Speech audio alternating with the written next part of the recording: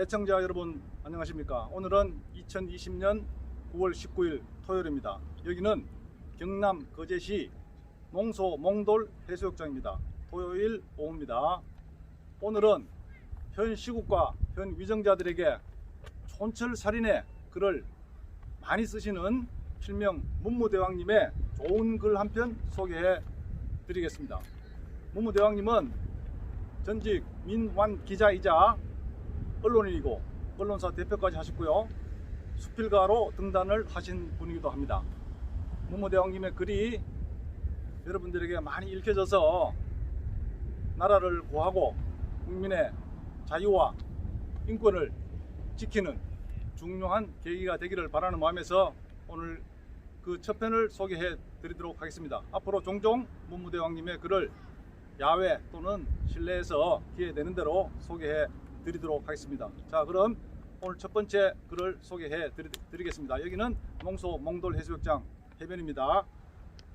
오늘의 글 제목은 제대로 짖지 않는 개들입니다. 부제는 선량이면 선량답게 놀아야지.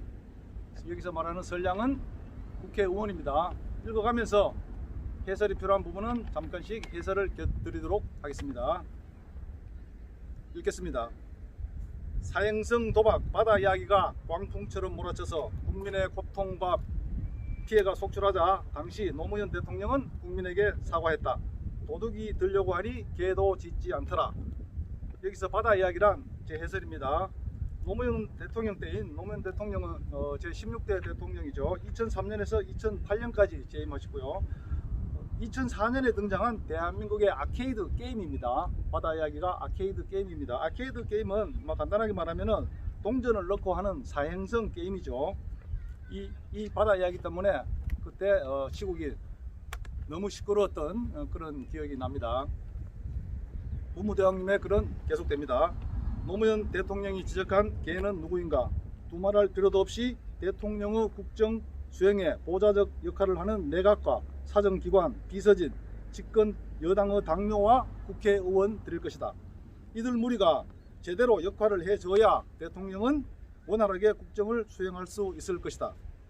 만약 이들 집단이 권력과 금력을 노려 대통령의 눈과 귀를 어둡게 하고 아부아첨만 한다면 대통령은 멍텅구리 벽창호가 되고 말 것이다.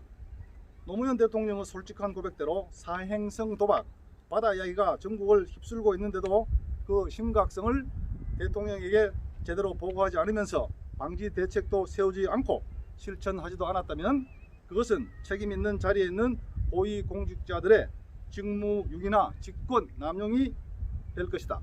노무현 대통령이 한탄한 짖지 않는 개인 것이다. 오늘의 대통령인 문재인도 노무현 정권 하에서 서슬푸른 민정수석과 비서실장이란 막강한 권자에 있었다. 이탈리아 북부 치안판사 클레멘토 라베토는 이웃집 개가 밤마다 시끄럽게 짖어대자 짖지 못하게 해달라는 민원성 재판에서 개는 짖을 존재적 권리가 있다 라고 판시했다는 2006년 8월 14일자 외신 보도가 있었다. 치안판사가 판시한 개는 동물적 존재로서 개인 것이다.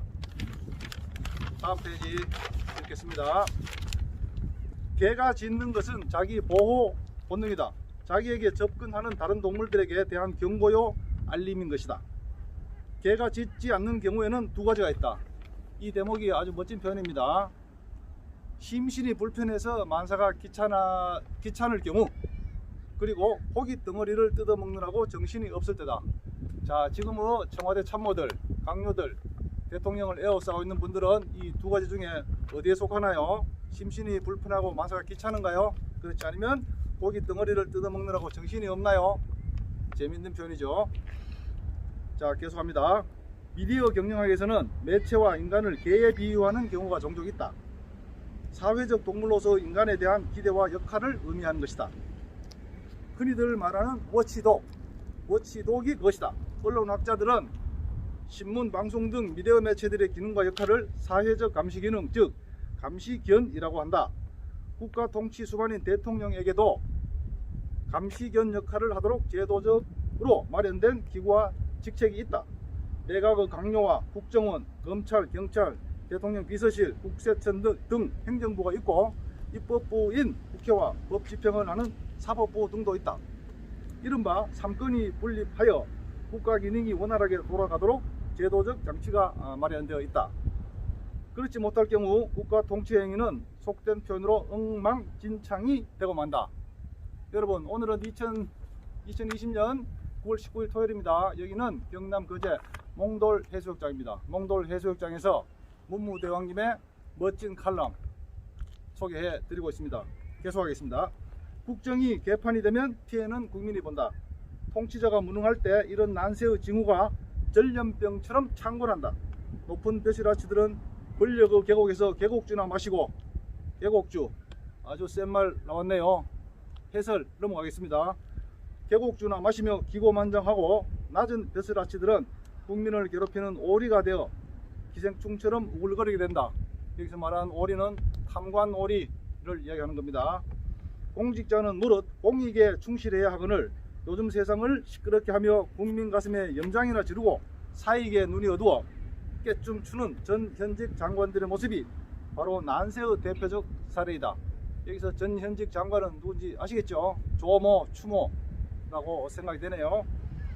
처자식 자랑하는 팔불출의 못난 애비 나오네요. 여기 처자식 자랑하는 팔불출의 못난 애비, 자식 자랑 늘어놓는 추한 어미의 공상 맞고 구질구질한 천박한 추태가 신성한 국방 의무를 제대로 마친 젊은이들의 가슴을 후벼 파고 있다. 여기서 말하는 처자식 자랑하는 팔불출의 못난 애비 조모 장관이죠. 자, 그 다음에 추한 어미의 공상 맞고 구질구질한 천박한 추태 추모 장관이죠. 나아가 국민의 마음까지도 우울하게 하고 있다. 거기다가 집권 여당의 국회의원들이란 자도 의사 안중근과 청백리자 명재상인 황희 영의정의 빛나는 행적에다 오물을 퍼붓는 행패를 부르고 있다.